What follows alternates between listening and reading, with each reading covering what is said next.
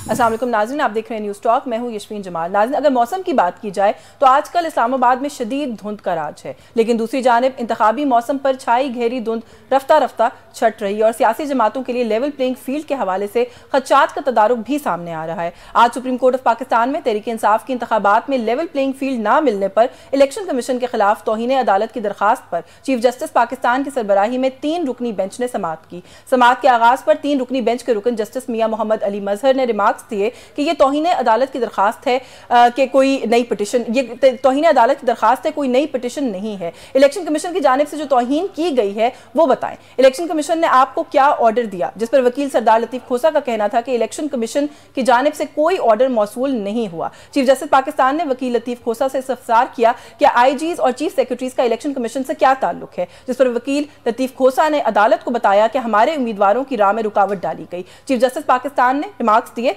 सबूत क्या है, हमें कुछ दिखाएं। तौहीन अदालत केस में आप सिर्फ इलेक्शन कमीशन को फरीक बना सकते हैं। चीफ जस्टिस काजी फाइज ईसा का मजीद कहना था कि किसी के कागजात नामजदगी मुस्तरद हुए तो अपील दायर करें, बात खत्म। जिस पर वकील लतीफ खोसा ने अदालत को आगाह किया कि हमें अपील दायर करने के लिए 3 दिन से आरओज के हुक्म की नकल तक फराहम नहीं की जा रही, अपील कहां से दायर करें। चीफ जस्टिस पाकिस्तान ने रिमार्क्स दिए कि आप चाहते हैं कि हम इलेक्शन कमीशन का किरदार अदा करें, आरओ के ऑर्डर की कॉपी नहीं मिलती तो कॉपी के बगैर ट्रिब्यूनल में दरखास्त दायर कर दें। चीफ जस्टिस पाकिस्तान ने वकील लतीफ खोसा से सवाल किया कि हम कैसे कह दें कि फलाह जमात के कागजात नामजदगी मंजूर जबकि फलाह के मुस्तरद कर दिए जाएं। चीफ जस्टिस पाकिस्तान ने वकील लतीफ खोसा को ट्राइब्यूनल्स में अपीलें दायर करने की हिदायत देते हुए कहा कि मौजूदा चीफ इलेक्शन कमिश्नर आपने तैनात किया था, हमने नहीं। मसला यह है कि कोई भी अपनी जिम्मेदारी लेने को तैयार नहीं। हमारा 22 दिसंबर से सख्त कोई और हुक्मनामा नहीं हो सकता। बाद चीफ जस्टिस पाकिस्तान ने तौहीन अदालत की दरखास्त पर समाअत 8 जनवरी तक मुलतवी करते हुए IG police Punjab, chief secretary और एडवोकेट जनरल पंजाब को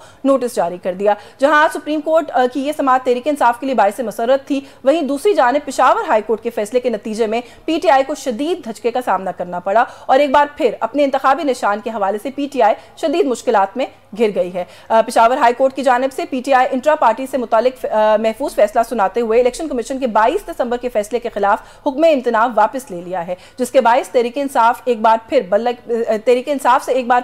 बल्ले का निशान छिन गया है और बानी पीटीआई एक बार फिर चेयरमैन पीटीआई के तौर पर बहाल हो गए हैं। लेकिन पीटीआई की क़यादत इस सारे मामले पर काफ़ी पुरुमीद दिखाई देती है। उनका मौक़िफ़ यह है कि इलेक्शन कमीशन का 22 दिसंबर का फैसला पेशावर हाई कोर्ट के डिवीजन बेंच में अगर बरकरार ना रहा तो उनको एक बार फिर बल्ले का निशान वापस मिल जाएगा। इन्हीं सभी इशूज़ पर आज के प्रोग्राम में बात करेंगे। जी, हमारे साथ प्रोग्राम में मौजूद हैं सीनियर माहिर कानून है राजा आमिर अब्बास साहब ने इस्लामाबाद स्टूडियो से हमें ज्वाइन किया। अस्सलाम वालेकुम सर, बहुत शुक्रिया आपका आपके वक्त के लिए। और yet another senior legal expert Yasin Azad साहब हमारे साथ मौजूद है। बहुत शुक्रिया यासीन साहब आपका भी सर आपके वक्त के लिए। मैं यासीन साहब पहले अगर आपसे आपकी राय ले लूं कि ये जो इस वक्त बल्ले के निशान वाला मामला है पाकिस्तान तहरीक इंसाफ का, ऐसा लगा था कि एक इंटरिम रिलीफ मिला है जब वो हुक्म इम्तना जारी किया गया पेशावर हाई कोर्ट की तरफ से, लेकिन अब उसको वापस ले लिया गया है। तो उससे तो अब यही मामला हुआ कि इलेक्शन कमीशन का इनिशियल जो ऑर्डर था, हम बैक टू स्क्वायर वन वापस उसी ऑर्डर पर चले गए, यानी कि बल्ले का निशान नहीं है इस वक्त पाकिस्तान तहरीक इंसाफ के पास। और जो बानी है पाकिस्तान तहरीक इंसाफ के वो शायद फिर से चेयरमैन हो गए, जो मेरी अंडरस्टैंडिंग है। थोड़ा सा इसको एक तो एक्सप्लेन भी कीजिएगा,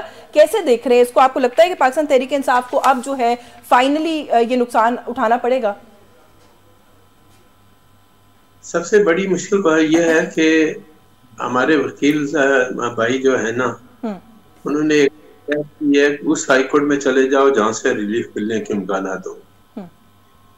मैं अमूमन बाज़ औक़ात हमारे सुप्रीम कोर्ट का झगड़ा होता है तो सिंध हाई कोर्ट स्टे दे देता है, कभी बलूचिस्तान दे देता है, कभी पेशावर दे देता है।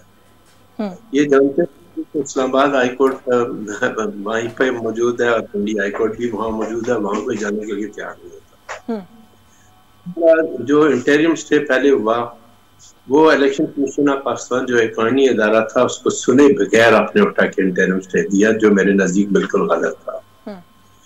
दूसरा, आपने ये भी कहा कि ये डीबी मैटर है, सिंगल जज स्टे भी दे रहा। मजे की बात, डीबी का मैटर था तो फिर आपको इसको डीबी में ले जाते, वहां तो ले जाना मुनासिब आपने समझा नहीं। अब इलेक्शन कमीशन पाकिस्तान ने उस फैसले को चैलेंज किया तो वही बात समझ आई जिसमें ये बात हो गई कि आपने जो पहला इंटरव्यू दिया वो इलेक्शन कमीशन ऑफ पाकिस्तान को सुने बगैर दिया, ज्यादा उस आर्डर कर दिया गया। और आज सुप्रीम कोर्ट में प्रोसीडिंग हो रही थी, वहाँ ऑनरेबल चीफ जस्टिस पाकिस्तान ने भी बाद ऑब्जर्वेशन ऐसी क्यों कर रहे हैं, अच्छा, उसके अंदर डेट फिक्स हो गई थी 9 जनवरी की, ये डीबी सुनेगी। अब जब इलेक्शन कमीशन ऑफ पाकिस्तान ने की तो आज उस ऑर्डर को रिकॉर्ड किया। मेरे नजदीक 9 जनवरी वाली जो डेट है वो अपनी जगह पे है। ठीक है। 9 जनवरी को आप पेशावर की डीबी में मैटर को लेकर चले जाए, वहाँ दोबारा हेयरिंग कर ले। अगर डीबी आप देखी है गुड नहीं, लेकिन सर ये जो सुन के फैसला करने और ना सुन के फैसला करने वाला मामला है, बहुत लोगों की इस पे राय ये भी है कि लाहौर हाई कोर्ट का जो आरओज और डीआरओ से मुतालिक फैसला था, उसके अंदर सुप्रीम कोर्ट ने भी उमैर नियाजी जो कि पिटिशनर थे उनको सुने बगैर ही फैसला कर दिया था और उस फैसले को उड़ा दिया था और कहा था कि इलेक्शन तो 8 फरवरी को ही होंगे, पत्थर पर लकीर है ना। इलेक्शन सुप्रीम कोर्ट के इस फैसले के बाद जिसकी निशानदेही आप कर रही है, मेरे नजदीक किसी भी आर्डर पास करने से पहले 100 दफा सोचना चाहिए, ऑनरेबल सुप्रीम कोर्ट सामने रखना चाहिए।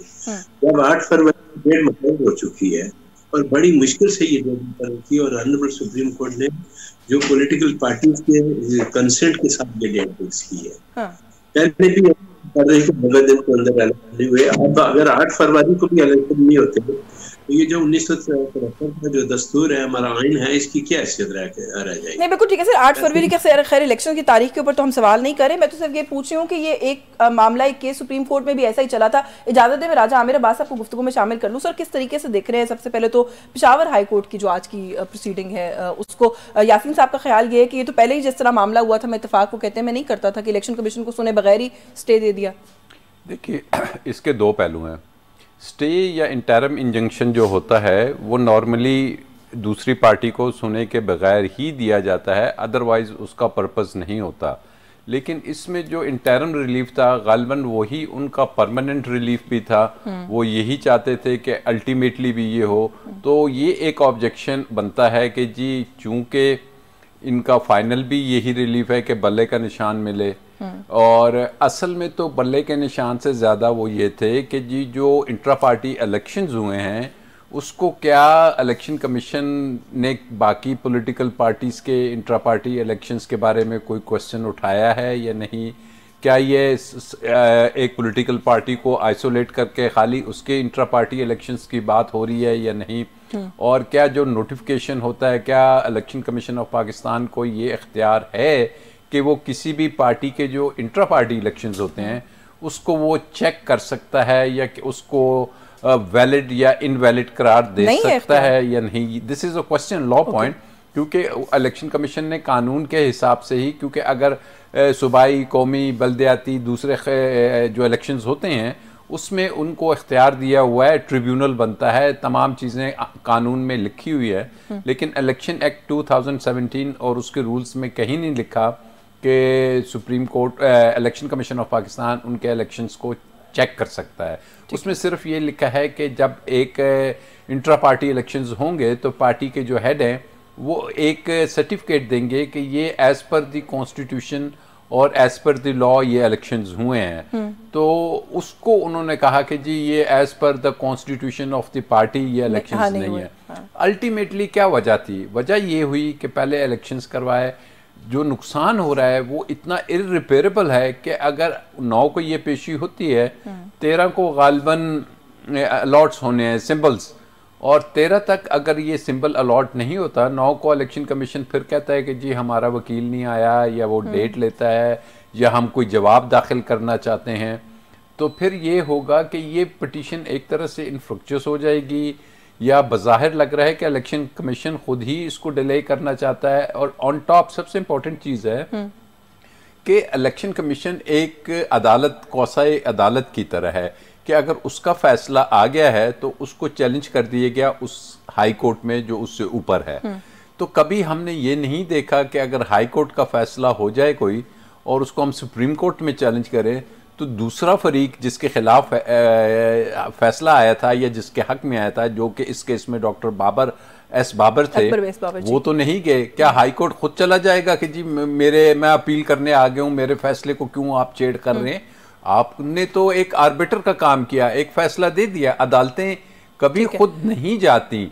तो इसमें वही बात है। ये जो पॉइंट आप रेस करें ना कि बल्ले का निशान और क्या इलेक्शन कमीशन की डोमेन में आता है, इसी तरह की नौयत का कुछ चैलेंज किया है अजहर सिद्दीक साहब ने लाहौर हाई कोर्ट में। लेकिन सवाल वहीं आ जाता है जो यासीन आज़ाद साहब ने कहा था कि जहां से रिलीफ मिलने का उम्मीद हो वहीं पर ये पीटीआई के वकला क्यों हम देख रहे हैं कि जा रहे हैं। ये एक सवाल किया जा रहा है कि इज इट बैड प्लानिंग या कोई बौखलाहट का शिकार हो गई है पीटीआई की लीगल टीम, क्योंकि there is too much to handle for them also, कि कभी पेशावर हाई कोर्ट, कभी Lahore high court, Islamabad high court भी नहीं जाते, सुप्रीम कोर्ट भी नहीं जाते।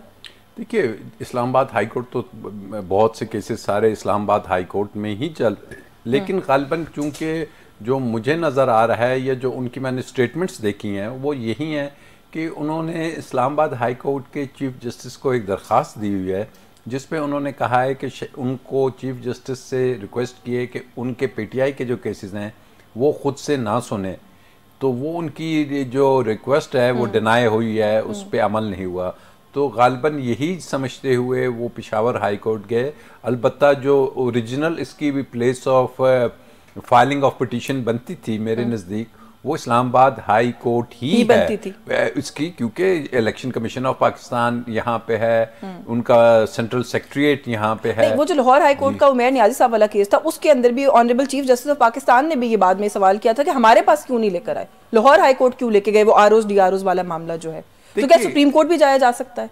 बिल्कुल सुप्रीम तो क्यों नहीं जा रहे, रिलक्टेंस क्या है? देखिए, जब सुप्रीम कोर्ट डायरेक्ट आ गए तो इसी सुप्रीम कोर्ट ने कहा कि जी पंजाब और केपी का जो इलेक्शन है वो तो हाई कोर्ट में पड़ा है, आप हाई कोर्ट को फैसला करने दें। ये तो कंकरेंट ज्यूरिसडिक्शन होती है, यहाँ आर्टिकल 184(3) की होती है, वहाँ पे होती है आर्टिकल 199 की।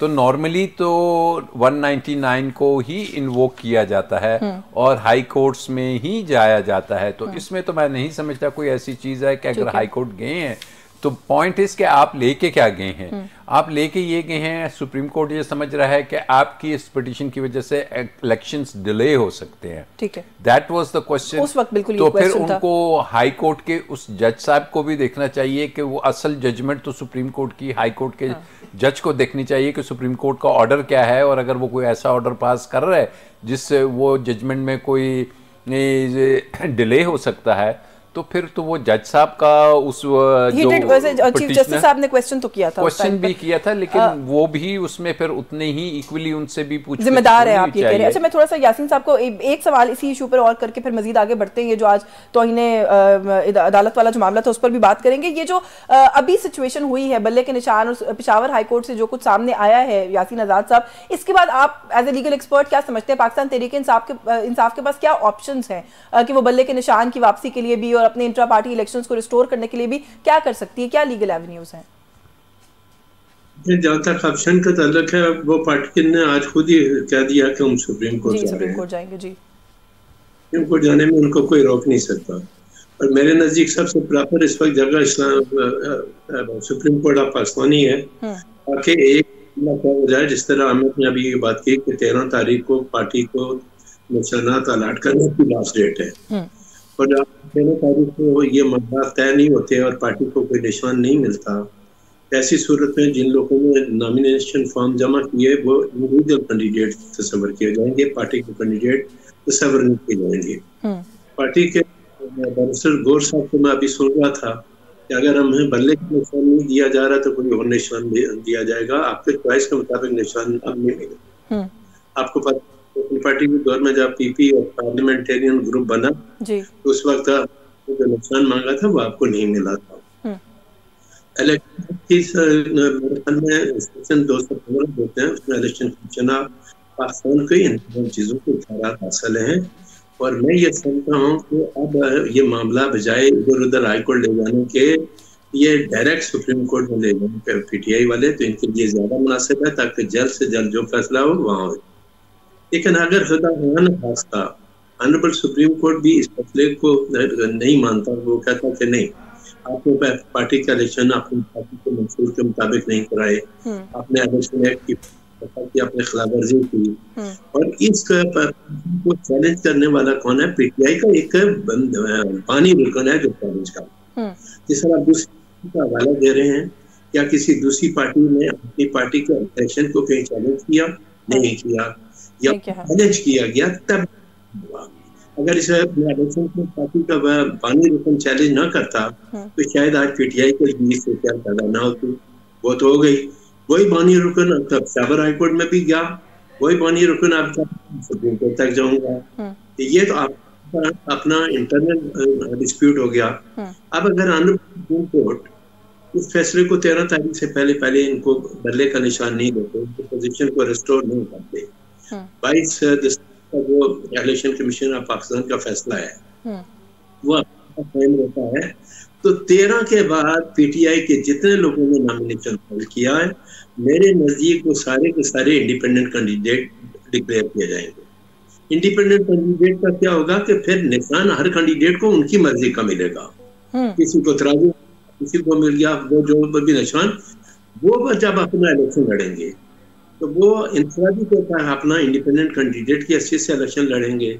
सपोज है पीटीआई के कुछ लोग जिनको सपोर्ट है ये जो आप जिस तरह से बता रहे हैं यासीन आजाद साहब, एक सियासी जमात है जो अभी हाल ही में पाकिस्तान पर हुक्मरानी कर गई है, उसकी डिसमेंटलिंग हो जाएगी जिस तरीके से आप कह रहे हैं, और ये सारा कुछ बुनियाद क्या बनेगी? इलेक्शन कमीशन का वो एतराज जो कि पार्टी के इंट्रा पार्टी इलेक्शंस के ऊपर लगाया गया, बल्ले के निशान के ऊपर लगाया गया, जो बात अभी राजा आमिर अब्बास साहब कर रहे थे, उस पर आपकी क्या कानूनी राय है? इलेक्शन कमीशन की डोमेन में आता भी है कि वो इन सारी चीजों को ऐसे टेकअप करके पार्टी, किसी भी पॉलिटिकल पार्टी को यहाँ तक पहुंचा दे? आता है, 100% आता है, ये ऐसा नहीं है। इलेक्शन के सेक्शन मेरे ख्याल में 215 है, उसको देख लें, उन तमाम सेक्शन का हवाला दिया गया है। इलेक्शन कमीशन ऑफ पाकिस्तान का इदारा भी एक आईनी इदारा है, आइन उसको इख्तियारात देता है, और पीपल पार्टी के दौर में जब आपने उनका यही मामला के निशान को खत्म किया था, बाद में पीपल पार्टी पार्लियामेंटेरियन ग्रुप बन गया था, उस वक्त उन्होंने किसी और निशान से इलेक्शन लड़ा था। तो ये बात ये क्यों भूल गए कि जब सेनेट का टिकट दिया मियां नवाज शरीफ ने सेनेटर, तो सुप्रीम कोर्ट ने ये जजमेंट नहीं दिया था कि ये जो है ना, चूंकि ऐसे आदमी ने पार्टी का टिकट इशू किया जो मजाज नहीं था, वो लाइफ के लिए डिस्क्वालीफाई था, वो टिकट नहीं है, तो उन्होंने आजाद उम्मीदवार की हैसियत से सेनेट का इलेक्शन लड़ा। ये अलग बात है कि वो सेनेटर बेनून की तरफ ही है, लेकिन अगर वो किसी और की तरफ नहीं, लेकिन सर वो जो आप हवाला दे रहे हैं उसी को अवॉइड करने के लिए दोबारा इंट्रा पार्टी इलेक्शंस करवाए गए ना। इमरान खान साहब तो अब नहीं हेड कर रहे थे ना पार्टी को उन इंट्रा पार्टी इलेक्शंस के तहत। तरीकाकार है, उसके लिए नॉमिनेशन फॉर्म होता है, इलेक्शन कमिश्नर बनता है। इलेक्शन कमिश्नर कौन बनाता है? पार्टी हेड बनाता है। या उमर इलेक्शन कमिश्नर को नॉमिनेट कर रहे हैं जो इनके मंशूर के अंदर मौजूद नहीं है। ठीक है, उमर अयूब साहब जो थे वो कॉम्पिटेंट नहीं थे, इसके लिए कॉम्पिटेंट इमरान खान साहब थे। अच्छा, ये जो आप उमर अयूब साहब वाली बात करें ना, मुझे इजाजत दे, वक्त थोड़ा सा महदूद है, राजा साहब से भी इस पे कमेंट ले लूं। सर, ये उमर अयूब और असद उमर, ये वाला मामला भी कि क्या एक ने ओहदा छोड़ा और दूसरे का कोई बाज़ाब्ता नोटिफिकेशन हुआ, ये भी जब अदालत में सवाल किया गया, पीटीआई के पास कोई खातिर खा जवाब नहीं था, वो अपेरेंटली कोई रिटन प्रूफ नहीं दे सके इस चीज़ का कि असद साहब ने छोड़ा है और उमर साहब ने ओहदा संभाला, और उमर साहब जो है वो फिर सारा कुछ आगे इलेक्शन की मैनेजमेंट करते रहे। आज की हाल ही में जो तौहीन अदालत की दरखास्त है वो थी, समात थी, उसी की बात कर लूँ। खोसा साहब से कहा गया कि वो जो दरखास्त है जो आपने लिखी थी, जो पेपर वर्क है वो कहाँ है? खोसा साहब ने कहा वो तो मेरे पास नहीं है। इससे पहले भी पीटीआई के वकला को बुलाया जाता रहा, शोएब शाहीन साहब को, वो पेश पहुंचे ही नहीं वक्त के ऊपर। ये क्यों? कोई लैक ऑफ सीरियसनेस लगती है? अब तो कुछ लोगों की ये राय बनती जा रही है कि ये वकला जो हैं शायद पाकिस्तान तहरीक इंसाफ के फेवर में काम नहीं कर रहे। देखिए, वकला अगर कहीं पे अगर उनकी जो प्लीडिंग्स हैं वो अगर ना भी हों तो अदालत का ये काम होता है कि वो कानून को सामने रख के जो, क्योंकि ये इलेक्शंस कोई किसी की जायदाद का केस नहीं है, ये फंडामेंटल राइट्स हैं। किसी भी पार्टी को आप ये कह दें कि जी उसको हम इलेक्शन का, ये जो अभी बात कर रहे थे तो इन्होंने कहा कि जी पीपल्स पार्टी को भी नहीं मिला था, लेकिन अगर उनको तलवार नहीं मिली, तीर तो मिल गया था। अगर नवाज शरीफ साहब के वो जो सेनेट के इलेक्शन के टिकट थे तो उसमें वो तो आजाद फिर लोगों टिकट्स को उन्होंने कहा था कि आप चूंकि मजाज अथॉरिटी नहीं रहे तो आपकी टिकट्स, लेकिन शेर का निशान मौजूद रहा। अब तो आप एक तरफ बल्ले का निशान लिया जा रहा है तो साथ एक निशान मिल भी नहीं रहा, आप ये दूसरा निशान उनको नहीं मिल रहा कि आपको हम एक, उसका नुकसान जो सबसे बड़ा होगा वो ये होगा कि जो 70 के करीब रिजर्व सीट्स हैं जो कि सिर्फ एक पॉलिटिकल पार्टी को मिलती हैं कि जो एक निशान के नीचे लड़ती है, उसके लिए ये जो उनसे हैं क्वालिफाई नहीं करेंगे। वो 70 सीट्स एकदम से माइनस हो जाएंगी। वो 70 सीट्स माइनस होंगी। फिर वंस अगेन जब आज़ाद लोग आते हैं तो अनफॉर्चुनेटली पाकिस्तान में हमने देखा कि हॉर्स ट्रेडिंग अपने अरूज पे चली जाती है। लोगों के पीछे ब्रीफ केसेस दोबारा फिरेंगे और उनसे कहा जाएगा कि आप इधर, लेकिन उसका एक ये होगा कि लाजमी बात है कि अगर पीटीआई किसी और पार्टी के साथ मिल के इलेक्शन लड़ती है तो फिर वो एक ही निशान के तहत उसको इलेक्शन होगा, भले से वो बल्ला ना हो। और फिर अगर इनके उस पार्टी से ज़्यादा मेंबर्स इलेक्ट हो जाते हैं तो पार्लिमानी लीडर भी पीटीआई का होगा, और फिर जो डिसीजन होता है वो पार्टी हेड का नहीं होता, पार्लिमानी लीडर का होता है। तो वक्त मेरे पास कम है, तो इसका मतलब है कि कोई एक होता है ना कि वे आउट पीटीआई के पास क्या है, तो वो यही है। क्योंकि मैंने ये गौहर साहब को भी कहते हुए सुना था कि एक लास्ट मिनट रिजॉर्ट ये भी हो सकता है कि हम किसी छोटी पार्टी के साथ इसी तरह का मामला कर लें और हम उनका निशान लेकर उनके साथ इत्तेहाद कर लें। दिस इज आई थिंक इसके अलावा अब इनके पास अगर ये ना मिला तो कोई और रास्ता नहीं होगा, और ये गालिबन इनको करना पड़ेगा क्योंकि पार्टी को इंटैक्ट रखना है, उसके पार्लिमानी ग्रुप को इंटैक्ट रखना है। इंडिपेंडेंट कोई शख्स नहीं जा पाएगा। तो आई थिंक ये कोई ऐसी ऑप्शन है कि जिसको फिर चैलेंज भी नहीं किया जा सकता कि जी अब दूसरी पार्टी या तो ये कह दें कि जी अब उस पार्टी का भी इलेक्शन करा लें। तो पॉइंट इस एक चीज़ ज़हन में रखिए कि जो इलेक्शन सिंबल होता है ना, वो किसी भी पॉलिटिकल पार्टी के जो मुख्तलिफ टूल्स होते हैं उसमें सबसे करामत टूल होता है। क्योंकि हमारे मुल्क में जो ये होता है सिंबल, ये कैप्सूल की तरह होता है एक पार्टी का, कि उसके अंदर उसके तमाम इंग्रेडिएंट्स होते हैं जो लोग आसानी से रिकग्नाइज करते हैं और उसको वोट देते हैं। तो जब शेड्यूल 30 से 40 दिन के टाइम पे हो और तब जाके किसी पार्टी को उसके सिंबल से हटा दिया जाए, दिस शोज के जो अभी से इतना बड़ा सवालिया निशान है इस इलेक्शंस पे, इसके रिजल्ट्स पे आप देखेंगी कि दुनिया भर की जो तंजीम है और हमारे यहाँ जो है वो एक बहुत बड़ा खत्म हो गया। वरना इस इशू पे मैं बात करना चाहती हूँ, इंशाल्लाह किसी और नशिस्त में बात करेंगे। आपका बहुत शुक्रिया राजा मेरे बस अब्बास साहब, आपने वक्त दिया। यासीन आज़ाद साहब से thank you so much for your time. आप प्रोग्राम में हमारे साथ मौजूद रहे। एक ब्रेक का वक्त हो रहा है, व्यूअर्स हमारे साथ रहिए।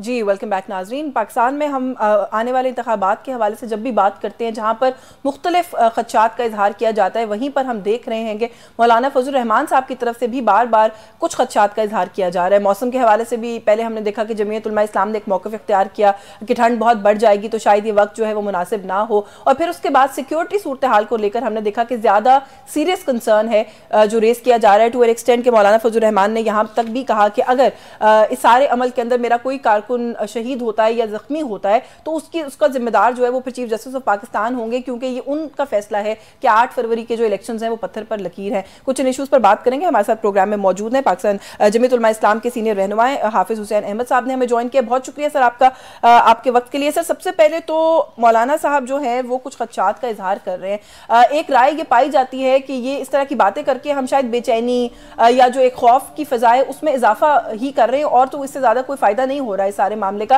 सिक्योरिटी सूरत हाल तो इस मुल्क में पहले माजी में कुछ इलेक्शंस ऐसे भी गुजरे हैं कि बहुत ज़्यादा बदतर भी रही है, अभी उस तरह की सूरत हाल तो नहीं है, तो फिर ये कंसर्न बार बार क्यों रेस किया जाता है? बिस्मिल्लाहिर्रहमानिर्रहीम। शुक्रिया यशवी जमाल साहिबा। देखिए, जहाँ तक मौलाना फजल रहमान साहब की कहना है तो बताया जाए कि जो लाहौर के असम्बली को तोड़ी गई थी, पंजाब असम्बली को, और 60 दिन का जो आईनी तकाजा था फौरी तौर पर, और खैबर पख्तूनख्वा की असम्बली के तोड़ने के बाद 60 दिन का आईनी तकाजा था, उस मौलाना फजल रहमान साहब ने कोई मुतालिबा किया था, न कोई ऐसी सूरत हाल थी मखदूश, न मौसम का मसला था। तो वो कौन सी कुव्वतें थी जिन्होंने इलेक्शन कमीशन को इस्तेमाल किया और उसके बाद वो इंतखाबात जो है बर वक्त नहीं हो सके। इसी तरह मैं समझता हूँ कि इस कौमी असम्बली के जो 90 दिन थे वो भी एक आईनी तकाजा था, और उसके लिए कोर्ट के साबिक चीफ जस्टिस साहब ने भी वाज़ेह तौर पर उसकी निशानदेही की थी, लेकिन उस पर भी अमल दरामद नहीं और आइन शनी की गई। उस वक्त क्या सहारा लिया गया? मौलाना फजल रहमान साहब ने तो अपने उन खदशात का इज़हार किया, क्योंकि हमें तो इस वक्त इंतखाबात के हवाले से 18 के इंतखाबात याद आ रहे हैं। 18 के इंतखाबात में भी शुरू में कुछ इस तरह अंदाज अपनाया गया था कि कुछ जमातों को अलग करके कुछ जमातों को ताजपोशी उसकी की गई थी, और जिसके खिलाफ फिर जमीयत इस्लाम की सरबराही जो मौलाना फजल रहमान कर रहे थे, उन्हीं की सरबराही में एक पीडीएम बनी और उन्होंने उसके खिलाफ तहरीक चलाई। पीपल्स पार्टी पर की है, नवाज शरीफ साहब पर और नून लीग पर वो कोई तनकीद नहीं कर रहे।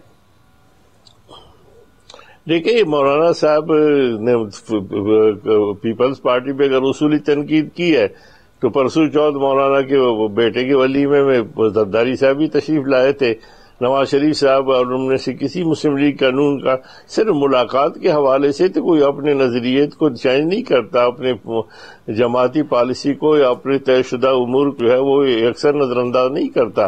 मुलाकातें सर शादी में शिरकत तो सर देखिए ना, वो तो जाहिर है एक जाती ताल्लुक भी होता है, सियासी ताल्लुकात और वो चीजें जाहिर है उनमें डिफरेंशिएट भी करना होता है। लेकिन आपने सर अपनी गुफ्तगू में दो बातें की, मैं दोनों पर बारी बारी राय लेना चाहती हूँ। एक तो आपने कहा कि पंजाब असेंबली के इलेक्शन का आपने हवाला दिया और आपने कहा कि वो नहीं हुए तो वो किसने नहीं कराए। सर वो जितना टाइम डिले होते रहे, पीडीएम की हुकूमत थी मुल्क के अंदर, पीडीएम के सरबराह मौलाना फजल रहमान थे, तर्जुमान भी आपकी जमात से थे, आप लोगों की हुकूमत थी, आप लोग उस टाइम पे इस बात को सपोर्ट करते रहे कि मुल्क भर में इलेक्शन एक साथ होना चाहिए, पहले नहीं होना चाहिए। तो जब गवर्नमेंट में थे सर तो कोई और बात थी, आज तनकीद है इस बात के ऊपर कि इलेक्शन क्यों नहीं हुआ पंजाब में।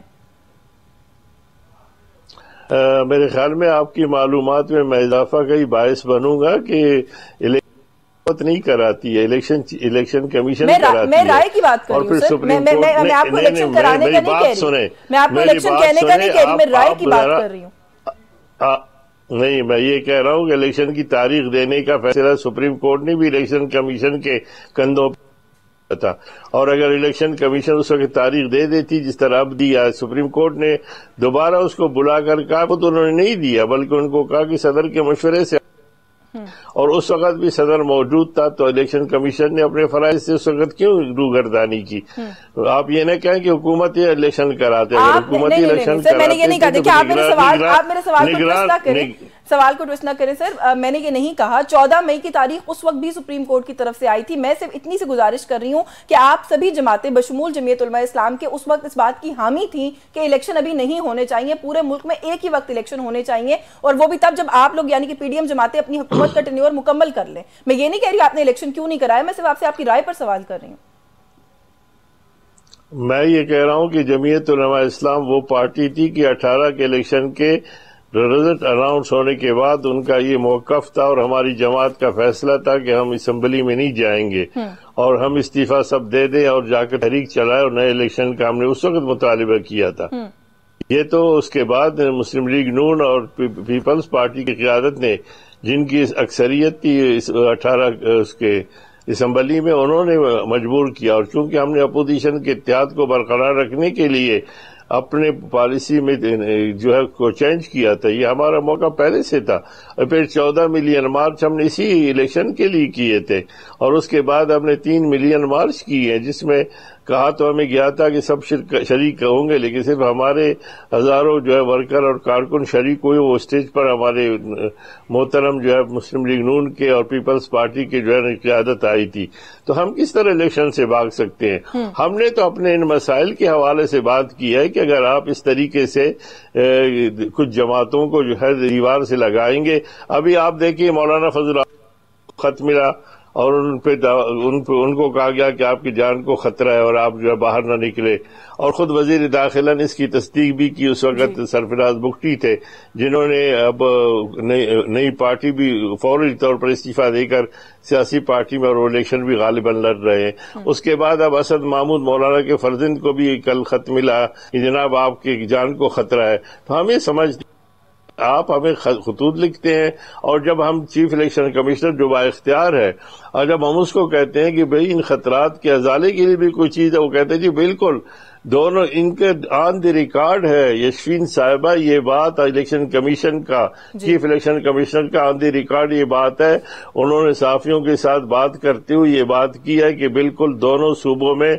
इंतहाई मखदूश हालात है और दहशतगर्दी का खतरा है। लेकिन मैं दुआगो हूँ। अब सवाल ये पैदा होता है कि अगर इलेक्शन कमीशन दुआगो ही रहेंगे तो फिर उसमें आप मुझे बताएं कि इलेक्शन कैंपेन के हवाले से हम ये भी नहीं कह सके कि जनाब हालात के हवाले से हालात को नॉर्मल रखने के लिए इक़दाम किए जाएं। नहीं हम सवाल करें, एक तो ये कि सिक्योरिटी सूरत हाल का सामना पूरे मुल्क में है, एक तो ये बात। दूसरी बात सर ये कि जो सिक्योरिटी सिचुएशन माजी में थी उससे तो शायद आज आप इत्तेफाक खुद भी करेंगे मुझसे कि बेहतर है सर 2008 से ज्यादा बुरी सिक्योरिटी सिचुएशन है, 2013 से ज्यादा बुरी सिक्योरिटी सिचुएशन है सर। अब तो हम बहुत बेहतर सूरत हाल में, कुछ दिन इलेक्शन आगे करने से क्या होगा, ये एक मामला है जो समझ में नहीं आता। नहीं, हमने ये नहीं कहा कि आगे करें। हमने ये नहीं कहा कि आगे करें। अब आप देखिए कि इस वक्त अगर कोई और आगे करना चाहता है तो वो बंदूक हमारे कंधे पे न रखे। मौलाना फजल रहमान ने अभी 2 दिन पहले बयान दिया है कि कुछ दिन आगे हो जाने चाहिए इंतखाबात में, किसी के कंधे पे बंदूक नहीं रख रही। मौलाना तो मल्टीपल टाइम्स कह चुके हैं। जी यशवीन साहिबा, उन्होंने कहा कि अगर सिक्योरिटी के हवाले से 2-3 दिन आगे बढ़ जाए, उसने कहा कि अगर ये यकीन दहानी हो कि 2-3 दिन के बाद या 4 दिन के बाद सिक्योरिटी के हवाले से वो अपने इंतजामात कर लेंगे तो कोई हर्ज नहीं है। अब सवाल ये नहीं पैदा होता है कि इसका मतलब ये नहीं है कि ज़िया-उल-हक के 90 दिन के अंदर वो 9 साल तक की 11 साल तक कोई ताले आजमा कर बैठ जाए। देखिए, जब सवाल किया जाता है किसी जर्नलिस्ट की जानिब से, फिर उसी का जवाब आता है। लेकिन बदकिस्मती ये है कि सिर्फ जवाब को सामने लाया जाता है और सवाल को नहीं पूछा जाता है।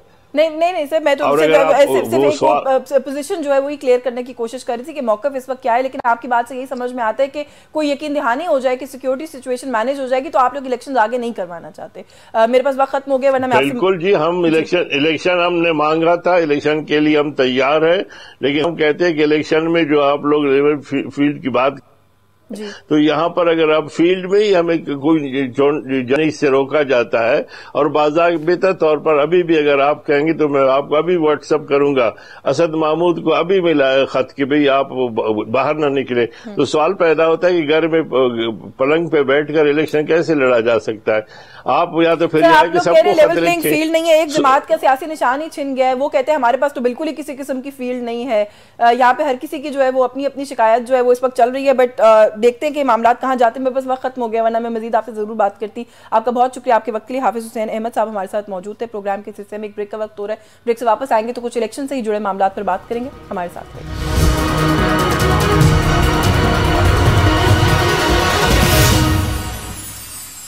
जी वेलकम बैक नाज़रीन। प्रोग्राम के इस हिस्से में कुछ बात करेंगे कि इलेक्शन का इस वक्त माहौल है। इलेक्शन की तैयारियों के अंदर बहुत सारे सवालात जैसे कि हम जानते हैं कि मुसलसल उठाए जा रहे हैं, तो कुछ उन्हीं इशूज़ के ऊपर, क्योंकि जाहिर है एक नुक्ता ये भी है कि इलेक्शंस जो हैं मुल्क में साफ और शफाफ होने चाहिए। तो किस हद तक हम तैयार हैं साफ और शफाफ इंतखाबात के लिए? बात करने के लिए मौजूद हैं सरबराह फाफिन मुसरत कदीम ने हमें ज्वाइन किया। बहुत शुक्रिया मुसरत साहिबा आपका आपके वक्त के लिए। सबसे पहले तो पिलडाट ने अपनी एक हालिया रिपोर्ट में कहा है कि साफ और शफाफ जो इंतखाबात हैं उसके लवाजमात पूरे किए बिना मुल्क में इलेक्शन करवाया जा रहा है। And they also went on to say कि नवाज शरीफ साहब के लिए एस्टैब्लिशमेंट की वाज़ेह हिमायत दिखाई देती है।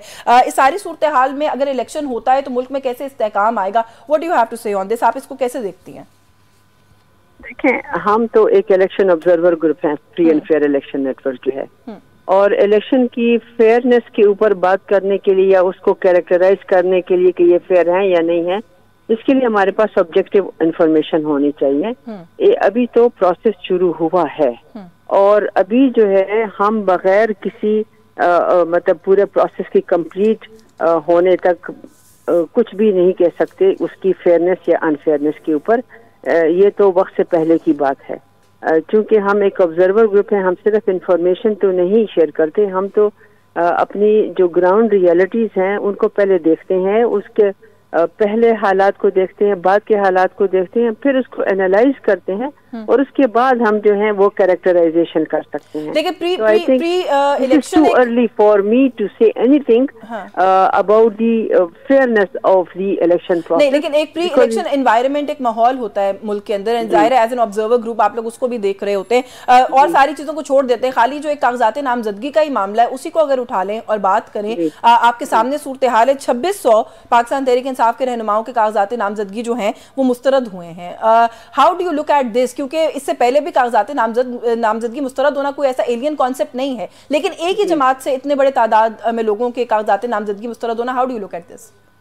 मैं उसी पे आपसे बात करना चाहती हूँ। देखें, ये अभी जो हमने अपना जो हमारे पास जो इन्फॉर्मेशन है और हमने इसके ऊपर कल एक अपनी रिपोर्ट भी छोटी सी एक बल्कि अपना एक पॉइंट ऑफ व्यू दिया है उसके ऊपर, और वो ये है कि जो आरओज में अपना इंफॉर्मेशन है कि किस बेसिस पर रिजेक्ट हुए हैं, वो इंफॉर्मेशन इलेक्शन कमीशन को शेयर करनी चाहिए ताकि हम अपना एक ऑब्जेक्टिव जो है एनालिसिस कर सकें कि रीजंस क्या हैं। जैसे आपने कहा this is not something new, इससे पहले अभी तक जो है वो अभी जो इलेक्शन की हमने एनालाइज किया है, कागजात नामजदगी की 12% जो हैं वो रिजेक्ट हुए हैं इलेक्शन के नॉमिनेशन के पेपर। इससे पहले 2013 में 14-15% थे तकरीबन, और 2013 में 10% थे, 2018 में 10% थे। तो ये कोई नई बात नहीं है। हमारा सिर्फ इलेक्शन कमीशन से ये रिक्वेस्ट है कि वो ये जो इन्फॉर्मेशन है लोगों की मालूमात के लिए, उसको लोगों के अपनी सोच को और समझने के लिए और एनालिसिस करने के लिए वो दे दें अपने वेबसाइट पे, ताकि हम सबको पता चले कि किस रीजंस पे, किस बेसिस पर किसी के नॉमिनेशन पेपर के जो है वो रिजेक्ट हुए हैं। दूसरी बात यह है कि देखें, अभी तो कैंडिडेट्स का फैसला नहीं हुआ, वो तो 13 तारीख को हर पॉलिटिकल पार्टी अपने जो उम्मीदवार हैं उनके नाम देगी। तो अभी अगर हम ये पहले से कह दें तो ये बिफोर टाइम होगा। इसलिए मैं कहती हूँ कि हम इंफॉर्मेशन को पहले प्रोसेस कर लें, उसको देख लें, उसके बाद हम उसके ऊपर उसकी कैरेक्टराइजेशन कर सकते हैं। अच्छा, एक सियासी जमात से उसका जो निशान है इंतखाबी, उसका चले जाना, वो उसका कितना इम्पैक्ट होता है? क्योंकि जैसे आपने खुद कहा कि 13 तारीख के बाद ये सारी चीज़ें हतमी तौर पर सामने आएंगी। तब तक अगर पाकिस्तान तहरीक इंसाफ से जुड़ा ये जो मसला है कि क्या बल्ले का निशान होगा, इंट्रा पार्टी इलेक्शन जो है एक्सेप्ट होंगे कि नहीं होंगे, अगर ये रिजॉल्व नहीं होता तो ये तो प्रैक्टिकली पीटीआई डिसमेंटल हो जाएगी। फिर सब आज़ाद अगर उम्मीदवार की हैसियत से लड़ते हैं तो अपने अपने इंतखाबी निशान पर लड़ेंगे, तो उससे आप क्या समझती हैं इम्पैक्ट क्या होगा इलेक्शन के ऊपर? नेचुरली होगा, जरूर होगा, इसलिए कि एक पार्टी जो है वो एक सिंबल के अराउंड जो है वो उसकी आइडेंटिटी होती है और उसकी बुनियाद पर लोग उसको वोट देते हैं। ये थोड़ी कंफ्यूजन हो जाए, थोड़ी नहीं काफी ज्यादा कंफ्यूजन हो जाएगी, और नेचुरली उसका इम्पैक्ट जो है वो इलेक्शन के हार जीत के ऊपर भी जरूर होगा और इलेक्शन के पूरे प्रोसेस पे होगा।